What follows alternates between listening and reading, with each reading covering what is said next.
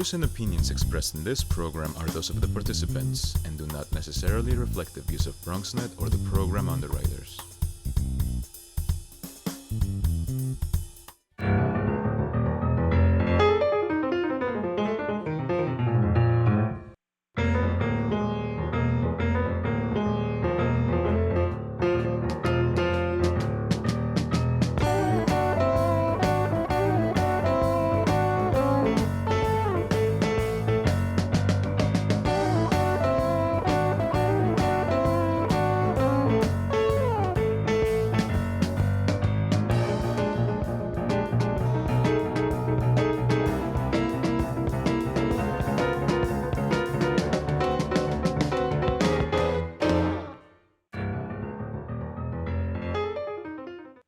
Good evening and welcome to this special edition of BronxTalk.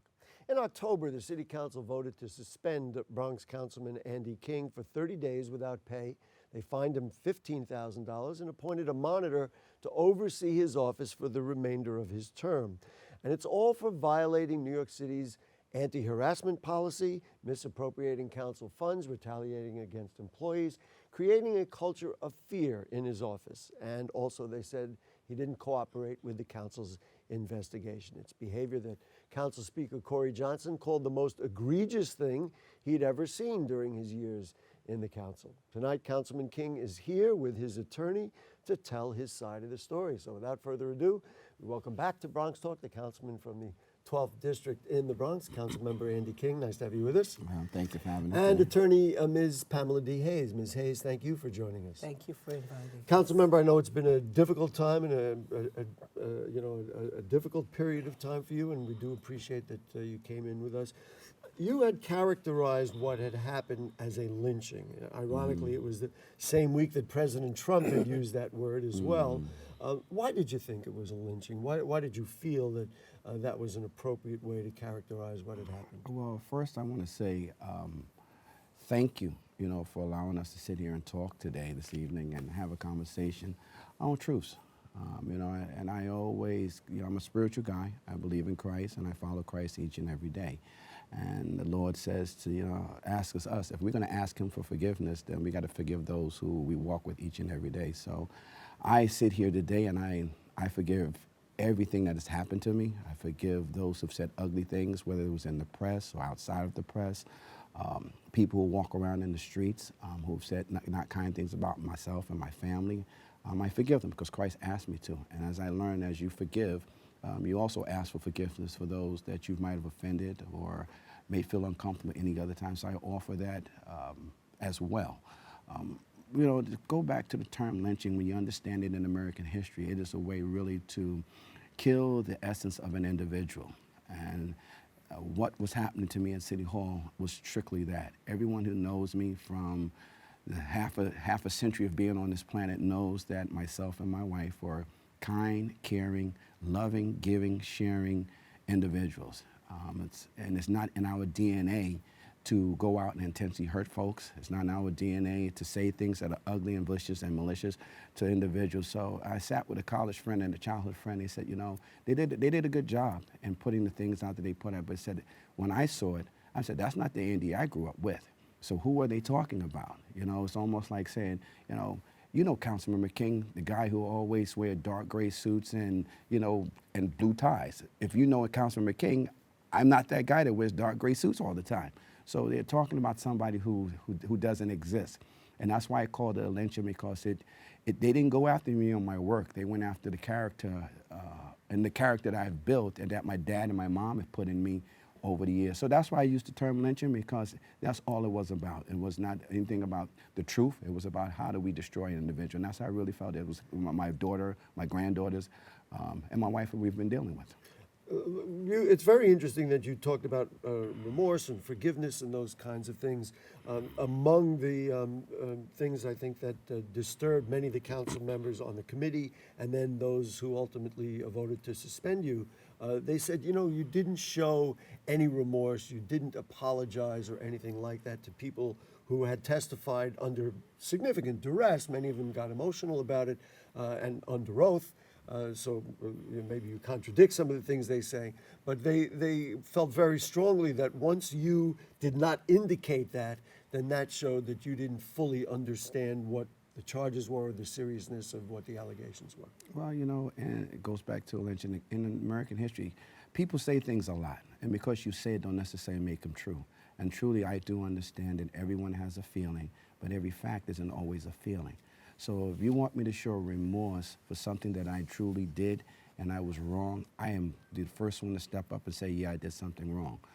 But when I really truly believe that I haven't done anything wrong and you haven't proved that I've done anything wrong and I haven't had the opportunity to sit down with you to have that conversation, then it's a little disheartening for me to just say, let me just take this and put it on the record that I was wrong for something that I really truly didn't do. Which leads us right to Ms. Hayes. You were quoted as saying that the charges are unjust. Why? And I listed them just a moment ago. Why did you think they were unjust? Because they didn't equate with any laws that operate under the state of New York and the federal government. Also, there's a problem when a person is denied due process, and by that means your day in court.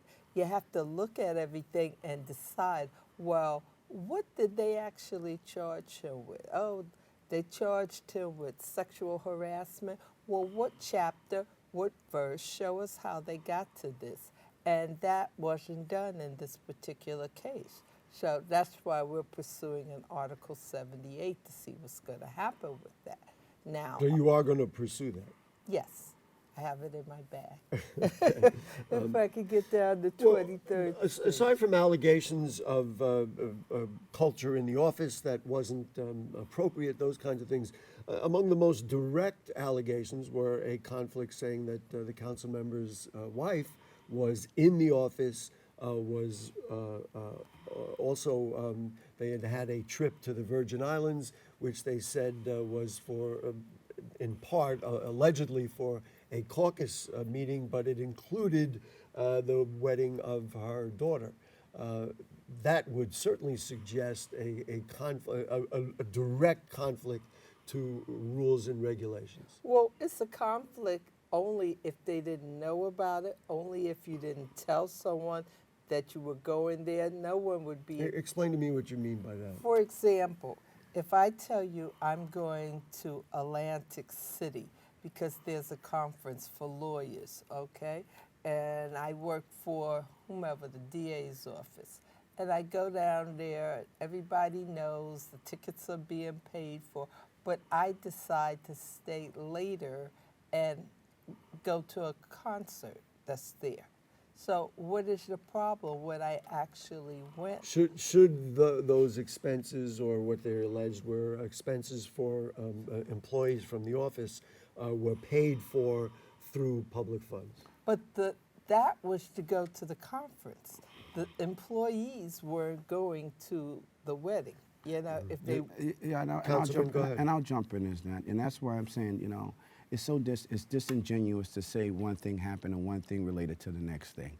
The Virgin Islands retreat that I established when I was the chair of the caucus was designed to allow members of the caucus as well as labor leaders to get together in a relaxing environment to talk about how do we be better partners to one another, how we come back to New York and serve on agendas to help communities of color. That was the goal 5 years ago. Every year we go down, either meet with the governor, we go down to meet with the Senate, we go down and meet with the hospital situation down there, we meet with the schools, we go down and do volunteer work, we build, we clean, we build tables. We do a good humanitarian effort for the last 5 years. 2 years ago, my stepdaughter wanted to get married. So we said, well, where were you wanting to go? Well, we're going to be in the Virgin Islands during the time of you and your husband's birthday. All right, we'll do it then. So I spent for a wedding. Nobody from the retreat family was there.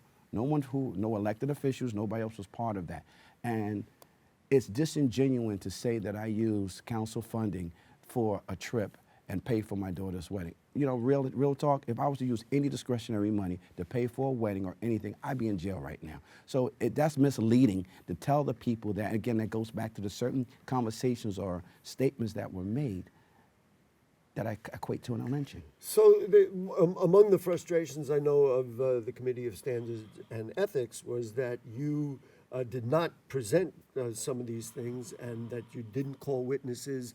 I think one of the things I read, you had 8 months to do so. Why are we telling me at this point, and instead of telling the committee that, and bringing people who could save Right. some of those things? So let's have a real talk again. In their document, in the 48-page document they submitted to the council, as well as my name shows as somebody they spoke to in regards to their investigation, because I had a conversation with them regarding some challenges that the staffers were having with each other, and they asked me about that. When it came to my scenario, my lawyer set up a meeting with them in May to meet with them, to talk with them. They canceled that meeting saying that the investigator had to go on vacation. Fine. Then my attorney sets up another meeting in June. They made my attorney and I wait in her office for 3 hours, and they never showed up. They said they were on their way, were coming, and they never showed up. My colleagues don't know this. The press doesn't know this, but they put out there that I never cooperated. I made a mockery of it, to use the chair's term. Those are the words that were used. That was used when I was available and I made myself available. So that, again, that's disingenuous to feed that kind of conversation to the people. Ms. Hayes, so that happened, and I'm not I wasn't denying a it. lawyer then. Oh, you weren't need the- to okay, know but, that. But then it's at some. But I could give you some Right, well, idea. But at some point soon after, even leading up to, there was a lot of talk about what might happen. Why wouldn't you have written a letter to the council and, or to the committee and said, you know what, Mr. King wants to have his say. We have people who will verify some of the contentions that he's made.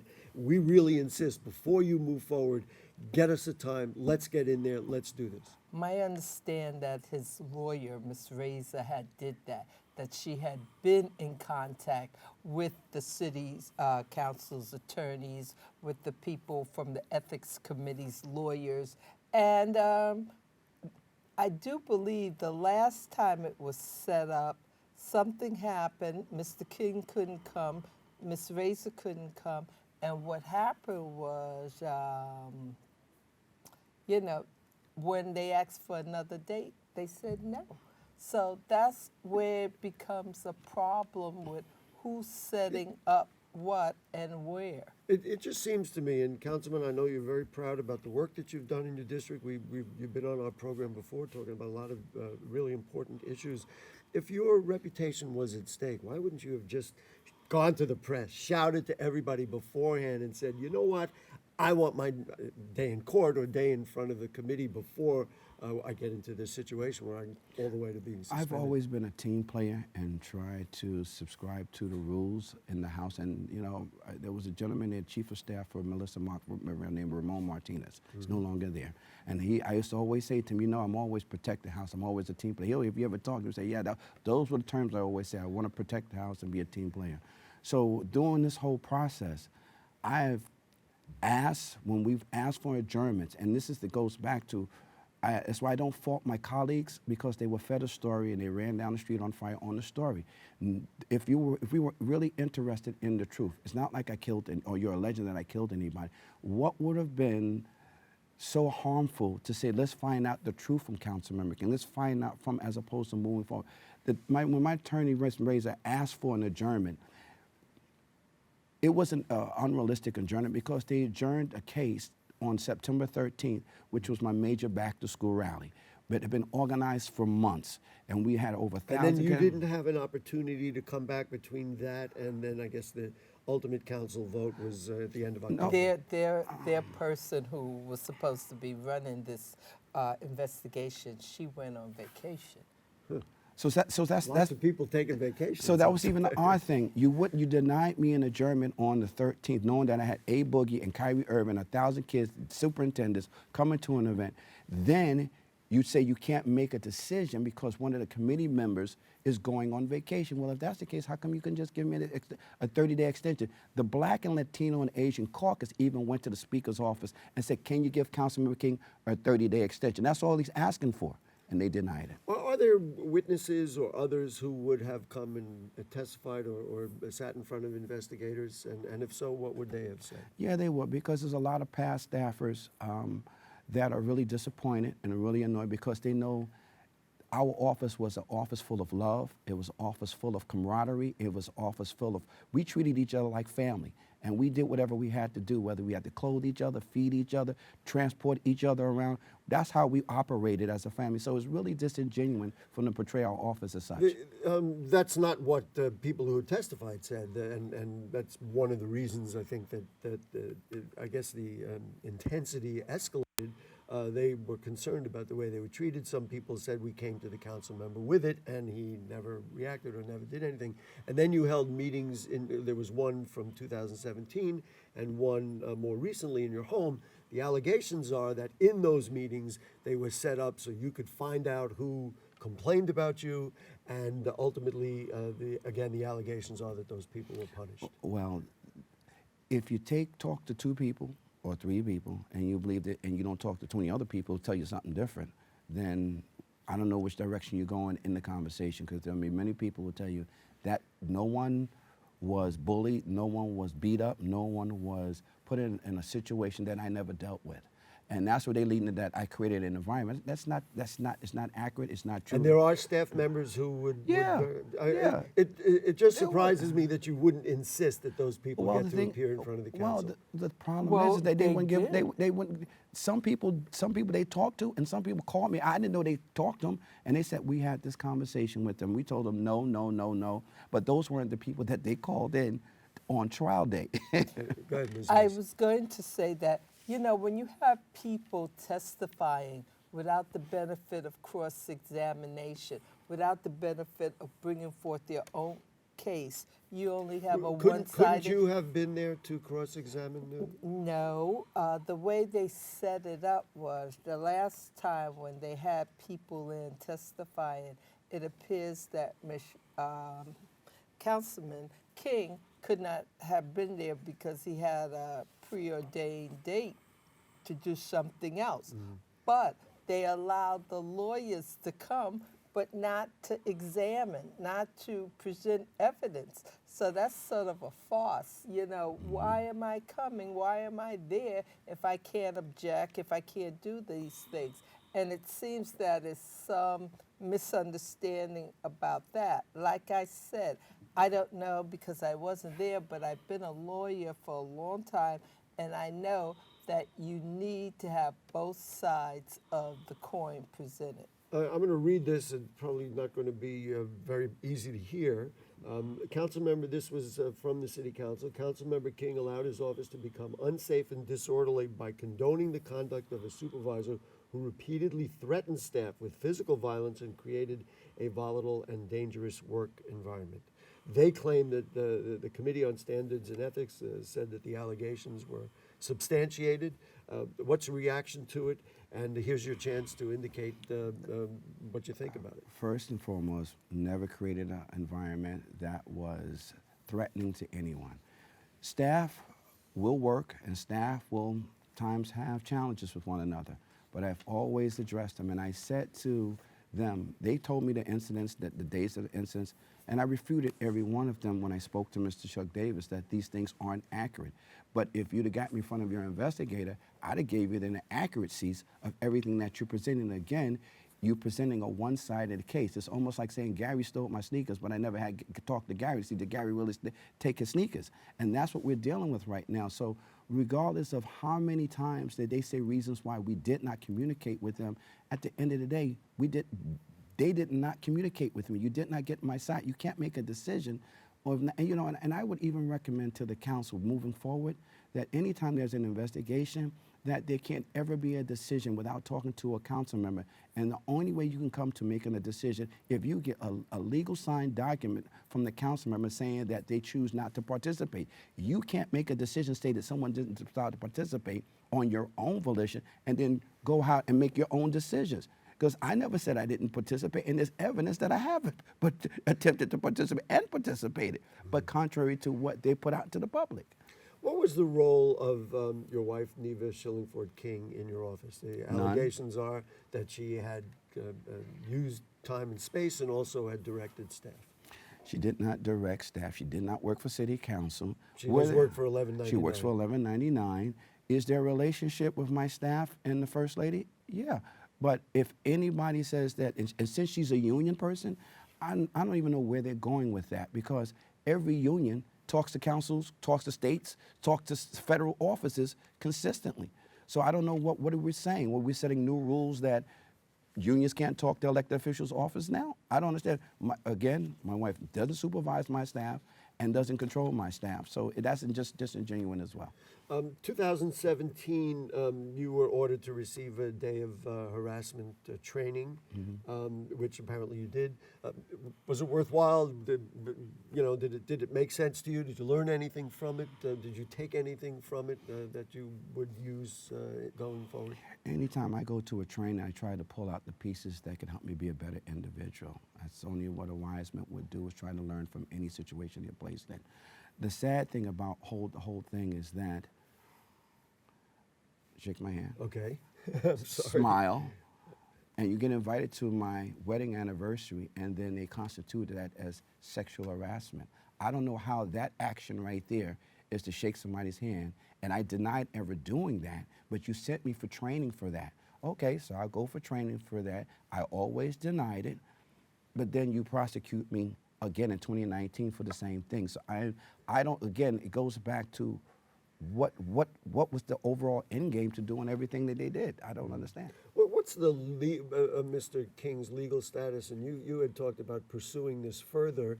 Talk about what your ideas are. My ideas are twofold. The first one was that when the previous council, they went to get a temporary restraining order. By the time they got over there to get this done, the council had already made a decision to suspend him and to give him a fine. So that's a moot issue. There's nothing you could do about it, okay? The second issue was some due process rights, and we don't think he got a full, fair opportunity on those. And even and excuse me, so then you would ask then for, it's not a trial, but for appeal. An appeal for a reinvestigation? So that some of the things that he's talking about now would get a chance to be aired? Well, in other words, what ultimately would you like to see happen? I would ultimately like to see happen that that the courts say this is a problem. It should have been done a certain way. His rights were violated as a result of not doing it that way.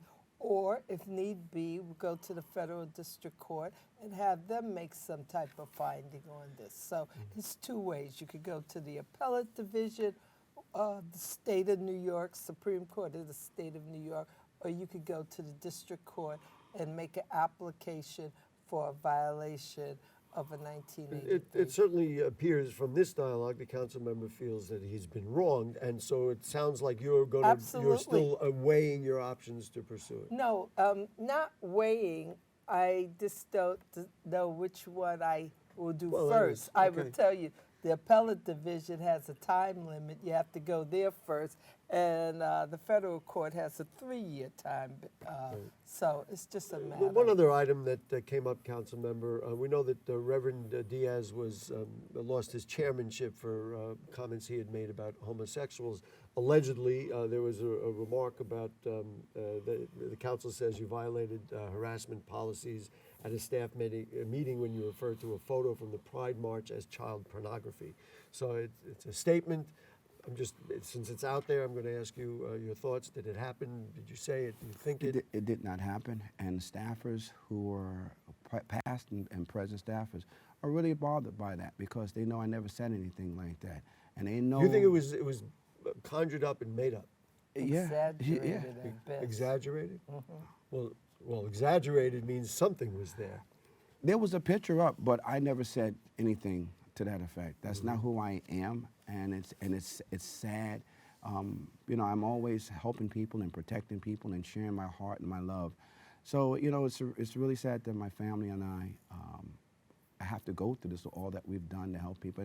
And I know a lot of people are rejoicing at some of the stuff I'm going through, and I know there's a lot of people who've offered a lot of prayers, a lot of love, a lot of hugs, a lot of sharing, a lot of confidence, and a lot of spiritual words. So I just want to say thank you to all of them who know who I am as a person, know who I am as a spirit, and that know that this is the worst thing that can ever happen to anybody who serves Christ. So I say thank you. From a procedural point of view, and you're obviously concerned about that process, what recommendation would you make for the city council, and you can weigh in too, ma'am, if you'd like, going forward? So that if what you say is true, these kinds of things don't happen in the future, and you get a better process if there are allegations of misbehavior. Well, the first thing, as I mentioned earlier, that you can't proceed without literally sitting down and talking with a council member, and the committee should not and cannot go public with anything until the end of a hearing. I have been subjected over the years. Before the allegation got to me, my name was in the press, and I will say this: one of my staffers filed a complaint against the City Council Ethics Committee in 2017. How does council member's name get out there? They never investigated. Why was that? Again, it goes back to unfairness of how I've been treated on a number of occasions. I've kept my head. I've been staying above the fray because I've always wanted to protect the house. But they're really not being fair to me and my family right now. Ms. Hayes, did you want to weigh in on that? And then I have one final question for the councilman. Just that I would like to see the process that they utilize, how it's related to the state laws or the federal laws where everybody has due process. You gave the example about something about saying something was child pornography. Well, the question is, how is that sexual harassment? Is it free speech? Or even if he said it, that would be the question. But when someone denies saying it, you have to look at it. And, I think you'd want to talk to everybody who might, or others who might have been in the room. Final question for you, sir. Political future for your office, what are you planning to do? I mean, it's happened. We're here now. What goes on next for you? Well, I am a God-fearing person, and I thank the Lord for allowing me to serve Him, to give service to man. And, I've been at a couple of events, and people have come up to me and said, you know what this is all about? I was like, what? They said, hey, it's about because people want you to run for borough president. So in order to slow you down, because they know that you work hard, you care, and you love, how do we stop a guy who's like that? So you assassinate his character. So at the end of the day, you planning to run for borough president? Hey, if people want me to, I shall. Councilmember King, thank you very much for being with us today, and BronxNet Television takes the responsibility seriously. If you had something to say, we want to give you the opportunity to say it. Thank you so much. Thank you. We appreciate and happy holidays to you. And happy holidays to you as well. Too. Thank you so much. Folks, if you have further questions or comments on anything you heard on tonight's show, anything going on in the Bronx, then email them to us at bronxtalk@bronxnet.org. You can send us a tweet at BronxTalk. Post them on our Facebook page. We thank our producer, Helen Greenberg. Our director is Nick Marrero. We'll see you next week. I don't know. I know the council member and his attorney share my holiday greetings for a wonderful holiday for you and your family, and a peaceful new year, and a great 2020 for the Bronx. Good night.